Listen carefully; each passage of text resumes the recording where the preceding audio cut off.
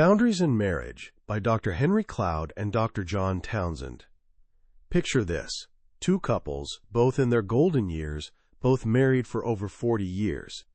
From the outside, their lives mirror each other perfectly. Kids raised, careers built, retirement approaching. But spend an evening with each, and you'll witness two completely different marriages. Meet Harold and Sarah. Dinner's winding down when Harold fishes a dessert ticket from his pocket and slides it across to his wife. Sarah, dessert. Not a question. Not even a please. Just a command. Sarah's cheeks flush. You can practically see the decades of this playing out behind her eyes. But this time, something shifts. Quietly, but with unexpected firmness, she says, "Why don't you get your own dessert?" Harold blinks, caught off guard. He mumbles some joke about uppity women and shuffles off. Later, while he's gone, Sarah apologizes to you. She's embarrassed she stood up for herself in front of guests. And suddenly you understand, these two share a house and a last name, but their hearts stopped connecting years ago. Now consider Frank and Julia. You've been visiting from out of town, and Julia's been driving you around all day.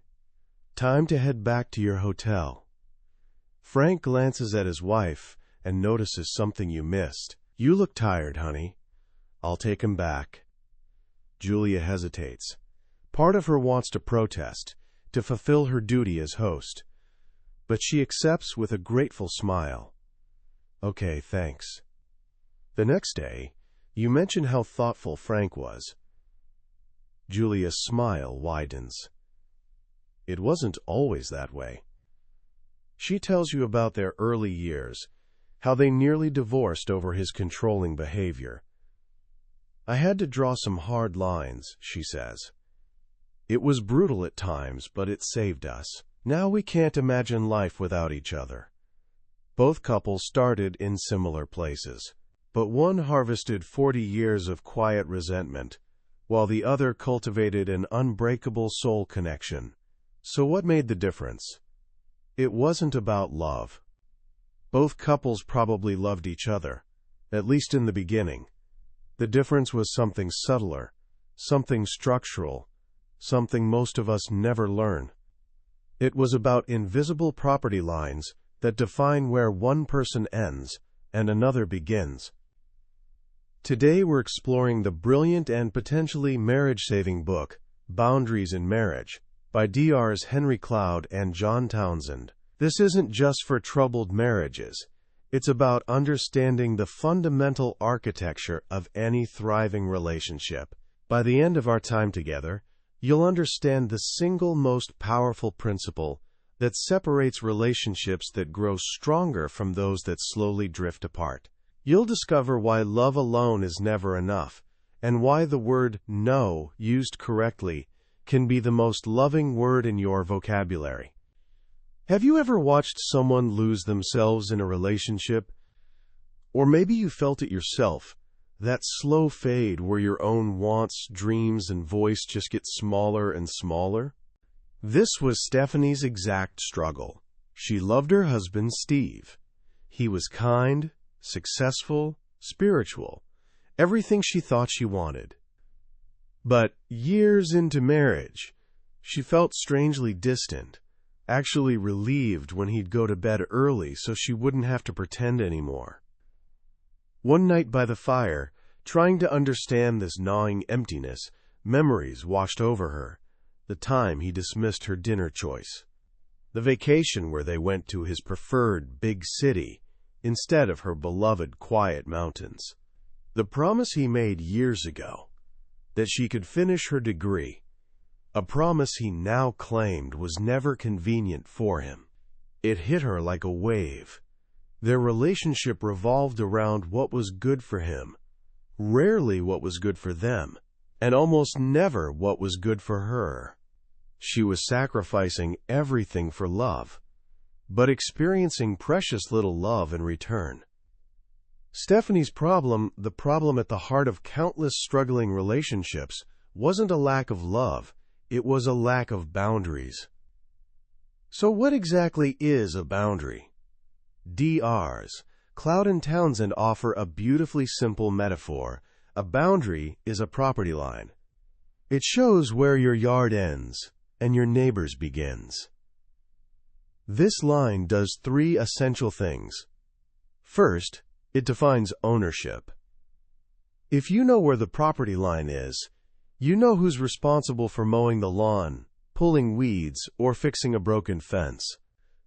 In relationships, boundaries work the same way. They help us understand who owns what. I own my feelings, my attitudes, my choices, and my behaviors. You own yours. Without this understanding, we fall into what the authors call the ping-pong game of blame.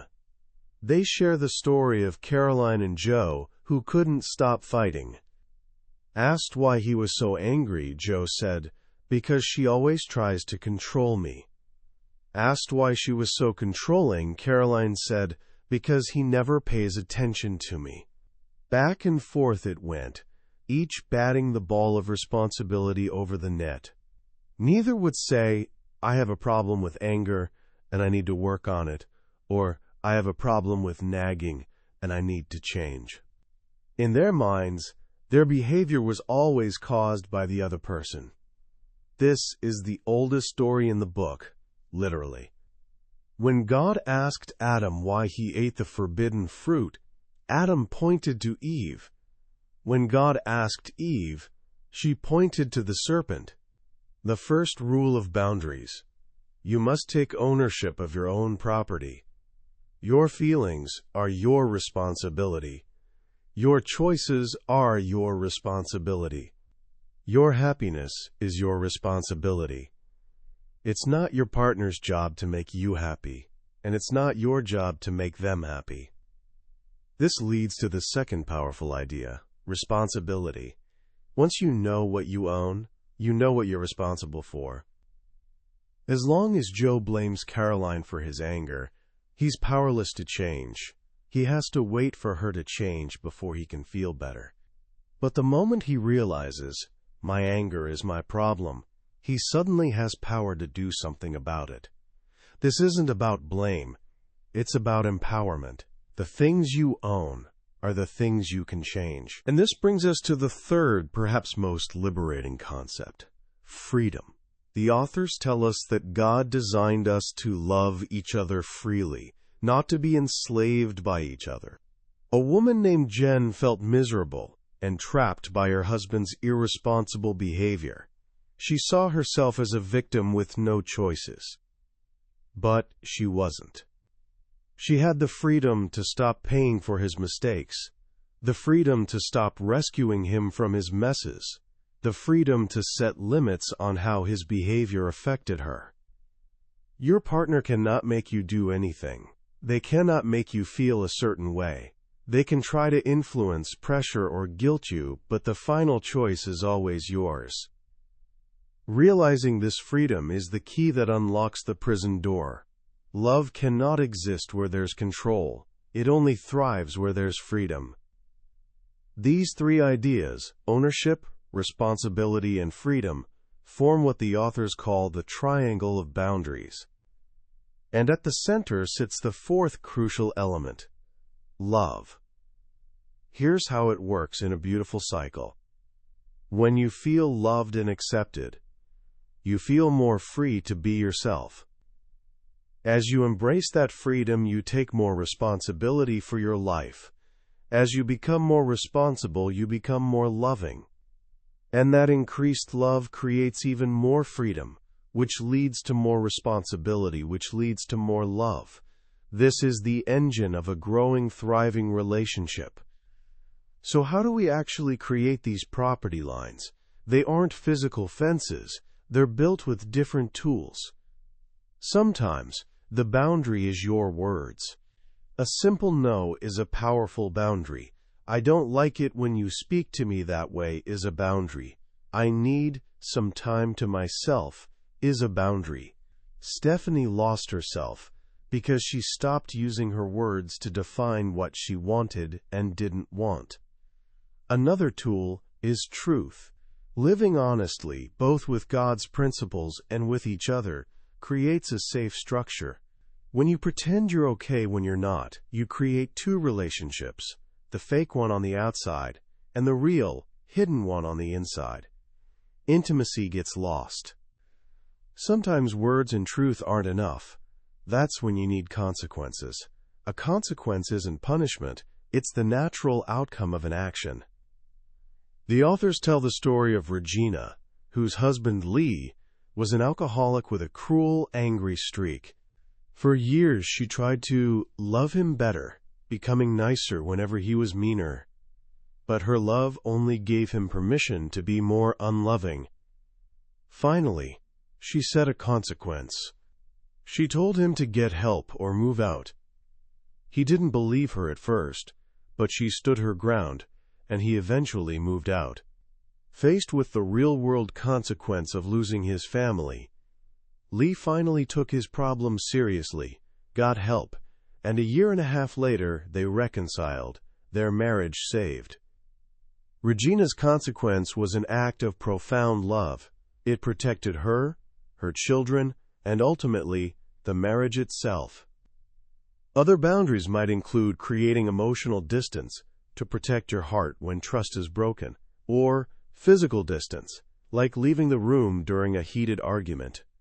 And sometimes, the boundary is bringing in other people, a counselor, pastor, or support group, to provide structure and support you can't create alone. It's vital to understand that boundaries aren't about controlling your spouse. That's a common and dangerous misunderstanding. You can't tell your husband, "You can't speak to me that way anymore." That's unenforceable. But you can set a boundary on yourself. You can say, "If you speak to me that way, I will walk out of the room."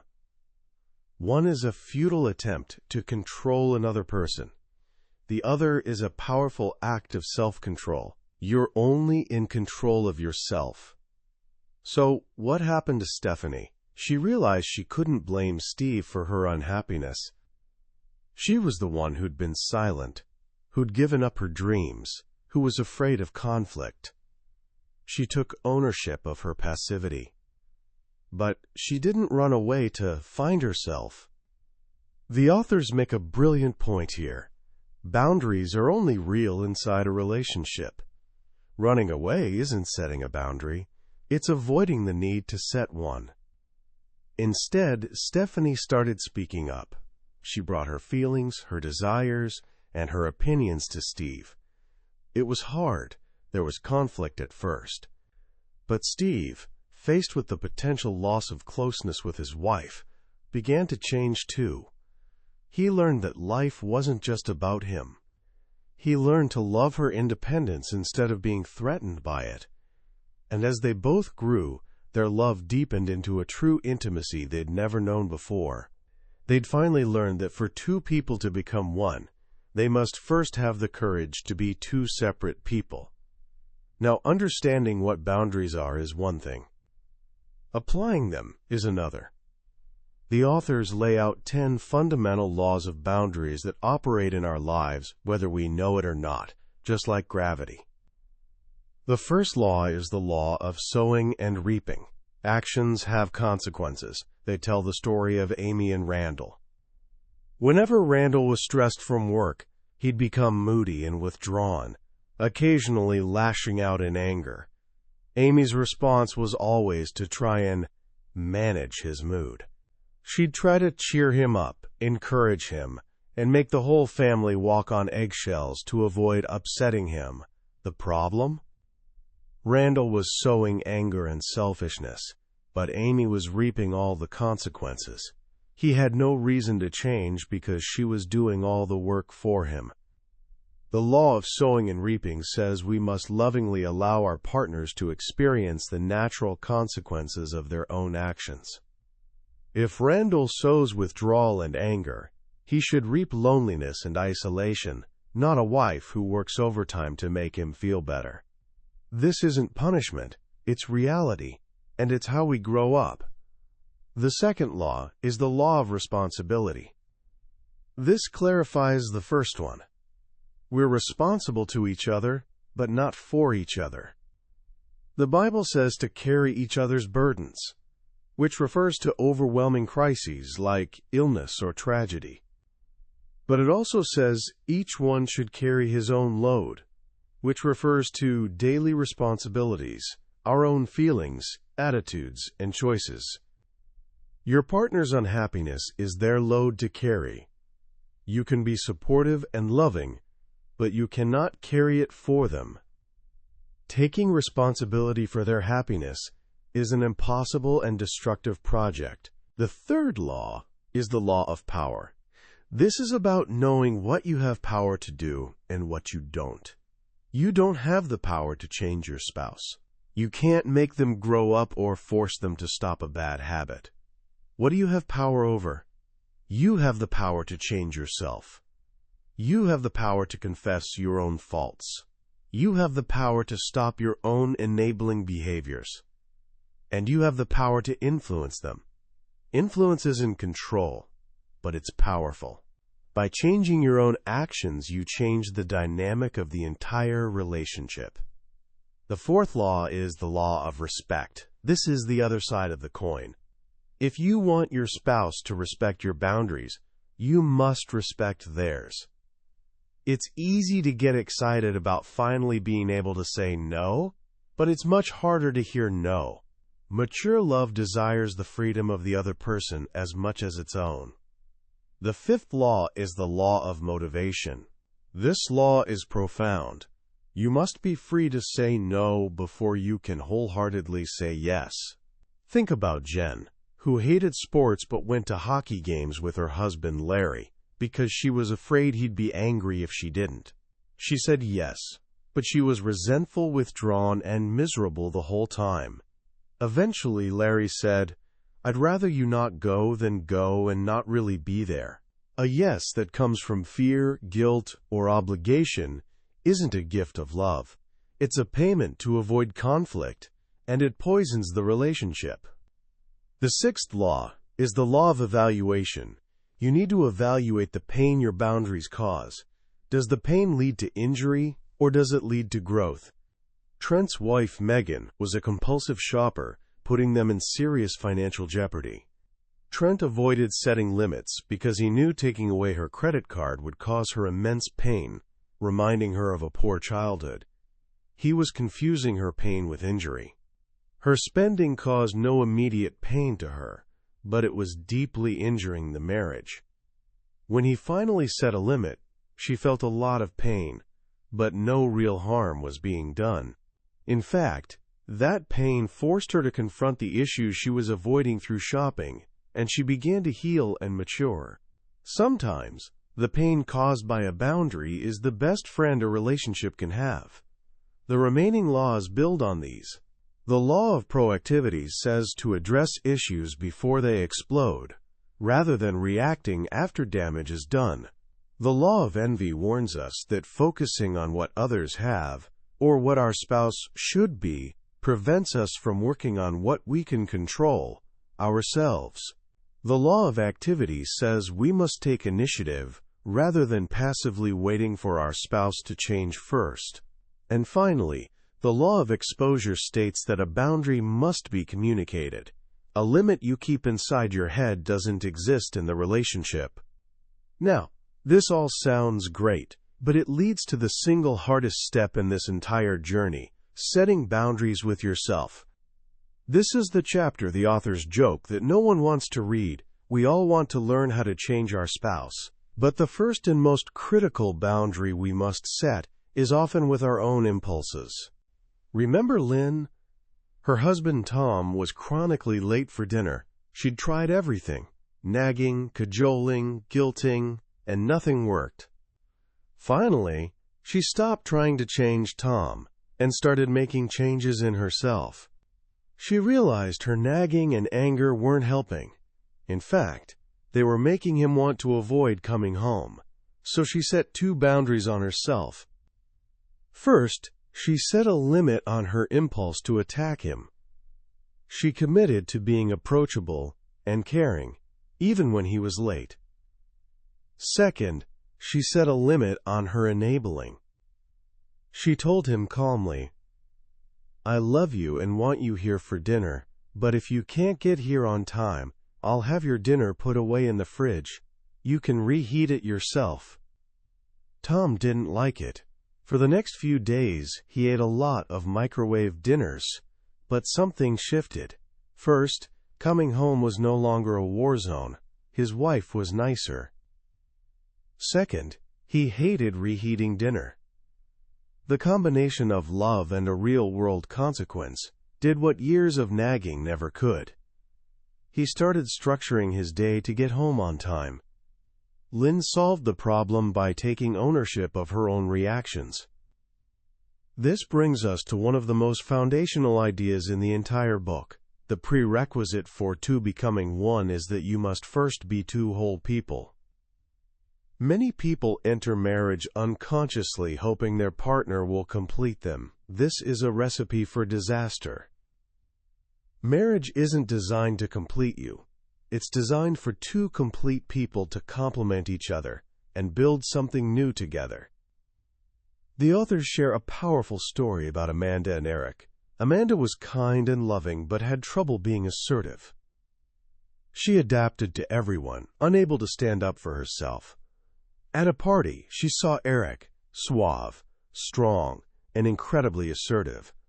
She was instantly swept off her feet. He felt like the missing half of her personality. They married quickly, and the very quality that attracted her became her worst nightmare. His assertiveness was actually domineering control, and because she lacked the strength to stand up to him, she felt herself disappearing in the marriage. What Amanda didn't realize was that Eric was attracted to her for the same reason. He was terrified of vulnerability and weakness, so he found her sweet, compliant spirit intoxicating. She had the part of a whole personality that he was missing. They weren't complementing each other's strengths.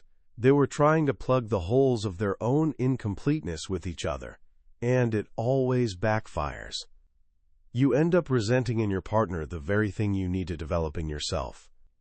Their healing only began when Amanda learned to become more assertive, and Eric learned to embrace vulnerability. They had to become two whole people before they could truly become one. This principle of wholeness extends to how a marriage interacts with the world. A healthy marriage isn't a closed-off, two-person island. It needs protection from intruders. But intruders aren't always what they seem. The authors explain that when things like work, kids, hobbies, or even church start to come between a couple, it's almost always a symptom of a deeper problem. Nature abhors a vacuum. If there's distance, conflict, or unresolved hurt in a marriage, that vacuum will get filled by something else. Busyness becomes a way to numb the pain of a disconnected relationship. The problem isn't the hobby or the job. The problem is the vacuum that allows the intruder in. This is often caused by a process called triangulation, where one spouse brings a third party, be it a person, an activity, or an addiction, into a two-person problem to avoid dealing with it directly. So what do you do when conflict inevitably arises? The first step is recognizing that not all conflicts are the same. The authors identify 6 different kinds, but they boil down to a few key categories. Conflicts caused by one person's sin or wrongdoing. Conflicts caused by one person's immaturity or brokenness, which isn't sin, but a lack of ability. Conflicts over hurt feelings where no one is really at fault, and conflicts over simple, differing desires. Knowing which kind of conflict you're in helps you know how to solve it. But the most important distinction isn't the type of conflict, but the type of person you're in conflict with. The authors draw a line between a boundary-loving spouse and a boundary-resistant spouse. A boundary lover is someone who, even if they don't like it, is open to feedback. They can take ownership of their mistakes. They value their partner's freedom and feelings. With a boundary-loving spouse, conflict resolution is a team sport. You can be direct, speak truth in love, and work toward a solution together. The story of Robbie, the workaholic with a drinking problem, is a perfect example. His wife Shelley was terrified to confront him, expecting a huge fight. But when she did, his response was, "I'm so grateful we're doing this. I've been concerned for a while. I need help." The process was easy, not because the problems were easy, but because he was willing to work on them. But what if your spouse is boundary resistant? What if they deny, blame, rationalize, or attack when you bring up a problem? This is the story of Michael and Sharon, who was driving them into bankruptcy with her spending. Every time Michael tried to talk about it, she'd resist the limit, insisting they needed whatever she bought. For years, he thought his job was to make more money to fund her spending. His friend finally told him the truth. "Your problem isn't that you don't make enough money. Your problem is that Sharon doesn't like to hear the word no."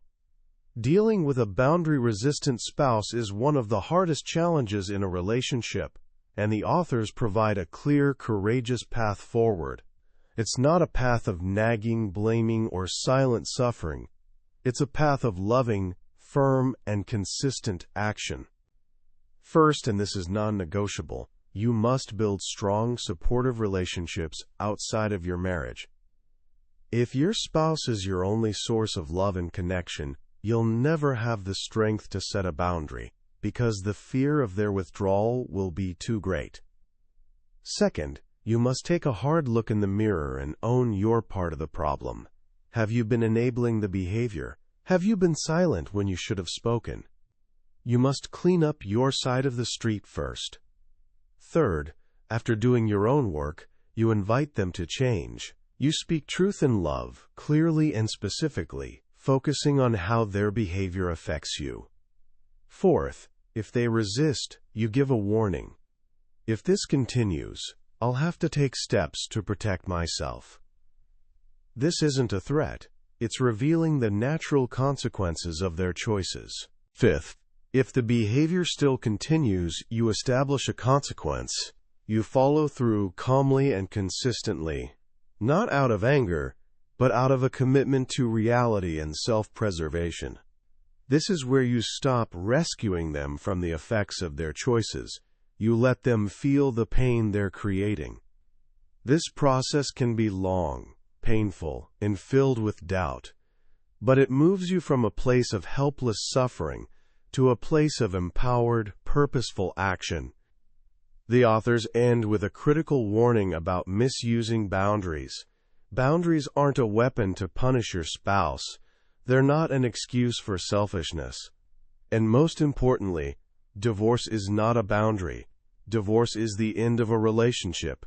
Boundaries are the tools you use inside the relationship to try and save it. The story of Kelly, who left her emotionally distant husband Scott as her first boundary, is a tragic example of this misuse. She skipped all the hard work of love, confrontation, warning, and consequences, and went straight to the exit. God's plan is always for redemption, and that requires staying in the fight, suffering in the right way, for the sake of truth and love, rather than suffering in the wrong way by enabling destruction through our silence and fear. As we wrap up our exploration of boundaries in marriage, what's the one thing that truly stays with you? For me, it's the profound and liberating idea that the healthiest relationships aren't built on two people merging into one fuzzy, undefined entity. They're built on two strong, whole individuals who have the courage to remain separate so they can have the freedom to truly come together. A great marriage isn't about finding your other half. It's about two whole people choosing to build a life together. The most powerful and perhaps uncomfortable lesson from this book is that in any relationship conflict, the only person you have power to change is yourself. We spend so much energy trying to fix, manage, or control our partners, when the real path to a better relationship often starts with a single, difficult question. What is my part in this? Am I enabling? Am I being silent out of fear? Am I blaming them for my own unhappiness?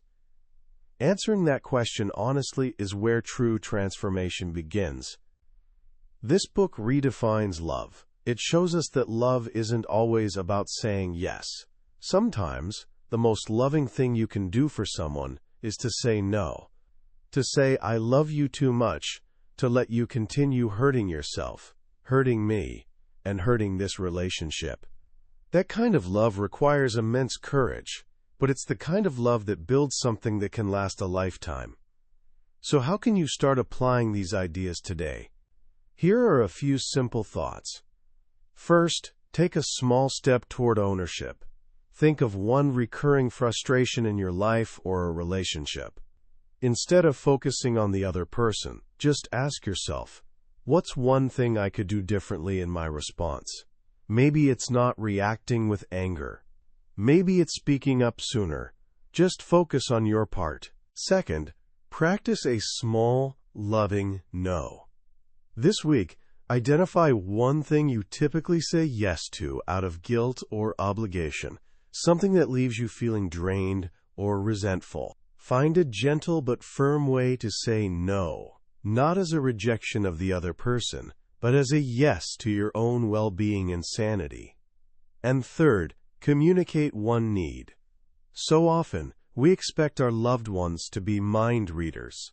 Today, think of one small thing you need, a little help, a moment of quiet, a word of encouragement, and find a simple, clear way to ask for it without blame or expectation. That was a deep dive into Boundaries in Marriage by Drs. Henry Cloud and John Townsend. We've explored the core ideas today, but I'll be honest with you. A summary is like looking at a travel brochure. The real adventure happens when you take the trip yourself. The magic of a great book is in the quiet moments, when a particular story or a simple phrase connects with your own life in a way you didn't expect. This summary is your map, designed to help you decide if this is a journey worth taking. If anything we've talked about today has struck a chord with you, I encourage you to grab a copy. Reading it isn't just about learning concepts. It's an experience that can genuinely change how you see yourself, your relationships, and the powerful role you play in creating the love you desire. Also, if you found this summary valuable, please take a moment to like this video and subscribe to Billionaire's Bookshelf. It's a small click for you, but it means the world to us and ensures you won't miss our next journey into another life-changing book. Let's keep learning and growing together.